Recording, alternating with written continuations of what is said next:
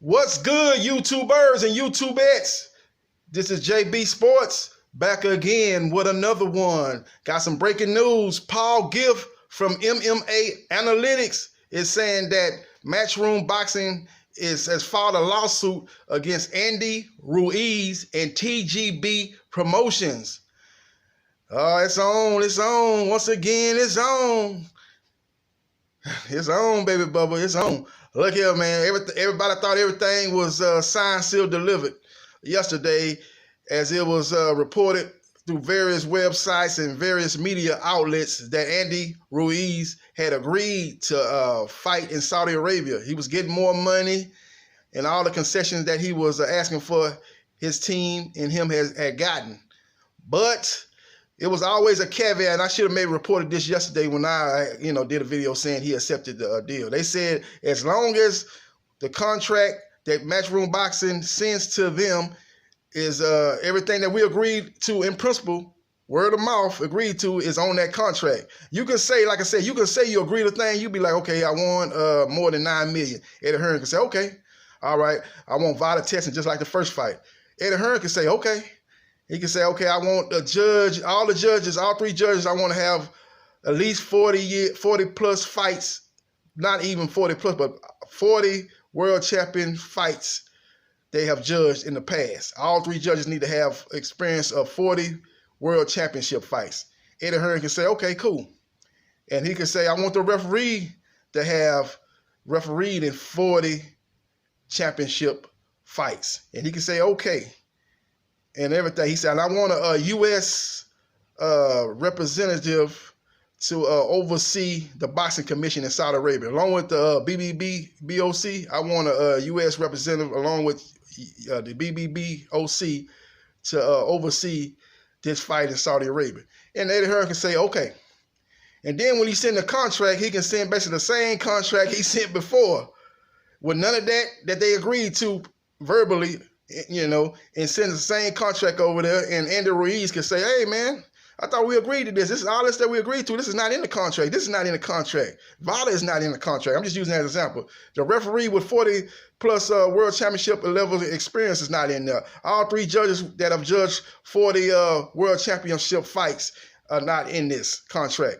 And Eddie Hearn can say, no, man, we don't even have time to put all that in there, man. You just got to sign it, man. Everything's going to be on the up and up, man. You got to sign this contract, man. We've got you binded by this contract. Rematch clause say the venue and the location is to our discretion. And with Matchroom Boxing, we're overseeing everything. Y'all not got any say in anything. Sign the contract.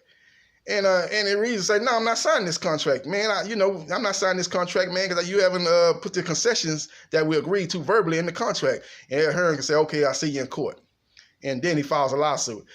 And all the meantime, Eddie Hearn is in the public doing these interviews saying, oh, everything's okay. They agreed to everything. And he lets the reports, and he agrees to Andy Ruiz and his team verbally that he's going to agree to the concessions, Eddie Hearn.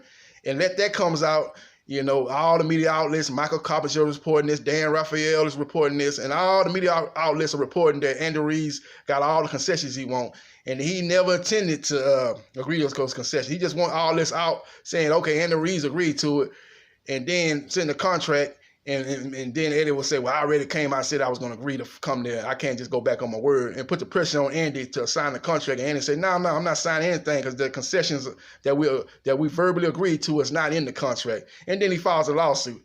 I suspect that's what happened. A lot of other people are speculating, not just been on these websites. A couple people suspect that maybe he, filed a lawsuit to speed up the process. You ain't got to file no lawsuit to speed up no process. Andy Ruiz agreed to this yesterday. You just got to put the concessions that y'all agreed to in the contract, and the fight is on. But Eddie Hearn never had any intention of putting those concessions in there. They want to run the show just like they ran the show in the first fight.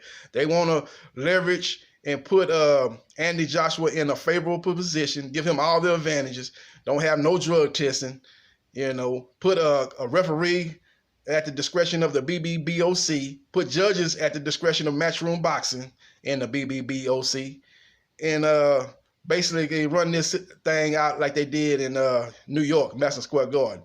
That's why I told you in the earlier video this was going to be Matchroom Middle East. They got Matchroom USA that he's running down here for the zone. and he got Matchroom, the UK, in the UK, where he basically was, this all this was doing was putting on a facade, making it look like they was appeasing Andy Ruiz. Okay, we're not gonna put it in the UK. You think you're gonna not get the fair shake in the UK?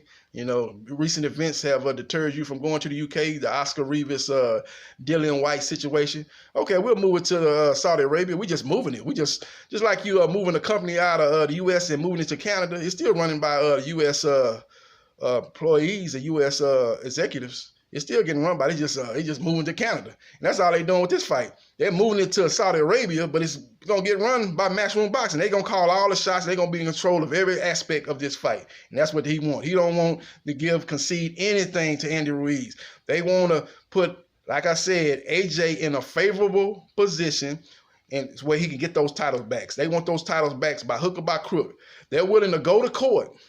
Even if they lose in court, or even if they win in court, they're going to lose because the belt's going to go up in the air. But they'd rather take a chance with AJ fighting for the WBA belt, and they can maybe win a purse bid in that fight, and then control that fight like they did all the AJ fights. Put it in the UK, put it in Cardiff or wherever, or back in Wembley. And, no drug testing over there in the UK. UCAD drug testing, which is shady. BBB OC, which is in bed with Eddie Hearn, and let them run the whole event and put AJ in an advantageous position where he can get those titles back. They rather do it like that than then go over there to Saudi Arabia and concede and give all the concessions to Andy Ruiz so this fight can be on a level playing field. Because bottom line is, they don't believe AJ can beat Andy Ruiz. They think his chances of beating AJ are very, very small. I ain't going to say slim and none, but they think his chances of beating AJ and Ruiz in a rematch based on the first fight is probably 30%. They rather just take it to court, let the titles get split up, and then they'll be able to get a shot at the WBA title against a fighter, Manuel Char or who is the highest rated fighter in the WBA. And they feel AJ chances of winning that fight in the UK, back where he has his advantages, back where he's comfortable, back in front of his people. He never wanted to go to New York in the first place. Even though they had the advantage set up, they just moved it to New York, Madison Square Garden, as far as Matchroom Boxing controlling every aspect of the fight. He still was not comfortable fighting on that big stage in New York. That guy is a domestic level heavyweight. That's what he is. He never was comfortable in there. That's why when you looked at his face before the bell rung in round one, he didn't have the confidence that he had in all his fights when he fought in the UK. He was in unfamiliar territory, and he knew that he didn't have the advantages with the drug test, and he knew he had to stand on his own 2 feet in his own natural ability. He didn't have that extra help that he had in his fights, in his previous fights. And you saw what happened. He got destroyed by Andy Ruiz, who is a very, very good fighter. Very good fighter. I got him number 3 heavyweight behind Deontay Wilder and Tyson Fury. So that's where we stand right now, man. But that's the breaking news, man. Matchroom Boxing has filed a lawsuit against Andy Ruiz and TGB Promotions. So the fight is not going to take place in the ring, and I speculated this in the other videos. The fight is going to take place in court, and like I said, Andy Ruiz is going to all I got to do is bring in the U.S. State Department statement saying that it's not safe to travel over there to Saudi Arabia, and they can hopefully they got it's a he said she said as far as the concession goes, but hopefully when they was talking with Eddie, they had more than one person in the room that can verify the conversation that took place, that Eddie did agree to those concessions, not that he's going back on his word and trying to get us to sign the original deal, that trying to get us to come to the Saudi Arabia, and we're not going to do that. So we're going to see what takes place, man, but that's just my quick take on it, man, and it's a big saga, man. We thought we just left one saga, the Canelo Alvarez saga. Who's he gonna fight? And he kept moving around from opponent to opponent, potentially to fight Triple G, Andrade, Kovalev, Ami McGill, and he finally, sat on the sideline, and now he's waiting on Kovalev to hopefully come through against Yard, and they can set up a fight for November, December. Now we're in the Anthony Joshua, AJ, Andy Ruiz saga. And it looks like it's going to go on for a while, man, because it's like the battle is going to take place in a courtroom instead of a boxing ring. This is JB Sports, the man, the myth, the legend. I holla.